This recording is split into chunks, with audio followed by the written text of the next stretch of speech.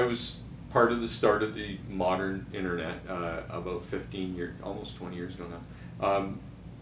At that time, we thought, most pundits in the space thought that content was doubling once every year. You know, whatever electronic repository of information we had, it would double every year. And, you know, we would prepare search engines and servers and what have you for that. And then probably about 5 years ago, we were talking about content doubling every 3 months. Now it's a no-brainer. Content is doubling probably every month, maybe faster than that. And most people predict that content will start to double every day by the end of this decade. So think about that. Think about just today, content doubling every month. Well, on a geometric progression, that's 2 to the 12. So within 1 year, we will have all the information in the world probably increased by 1,000 to 4,000 times, somewhere in there. So now let's come back to the comment about enterprise content management, what have you.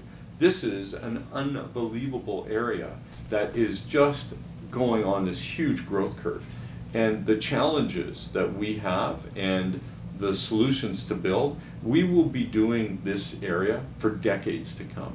Because quite frankly, we can't handle that kind of growth. I mean, anyone that uses Google today will see that they're getting millions of documents in their answer, but does that really help them find the needle in the haystack? And with mobility, it's changing the content all over again because now it's GPS locatable. So I guess my sort of answer back is we're in the early innings of this. This has way more years to go. And you know, as you can imagine, given my perception of all this, I think this will be the dominant part of IT. This is the last sort of part of IT to grow, you know, because in the early years of IT, we were ERP, we were numerical based because our computational abilities would only allow us to do database tables and things like that. Now this is so-called free flow information, it's unstructured information. This is really where human beings live. We speak in languages, multiple languages, and we're free flow. We don't think in terms of digitized tables and things like that. This will become the core of IT as we, you know, evolve. You know, things like security and mobility will be aspects, but the management of all this content from all these devices, that will be the core of IT and will be the final resting place of IT. BI analytics began its life really analyzing database tables, right? Reporting information, graphical presentation, etc. So all the companies that grew up doing that, that's what they did. Analytics as it applies to free flow content is mostly today centered around provisioning of servers. How can I, you know, oh, I've got a spike on email usage, I've got a spike on web content usage, I've got to provision video, that sort of thing. So I do analytics to keep track of that.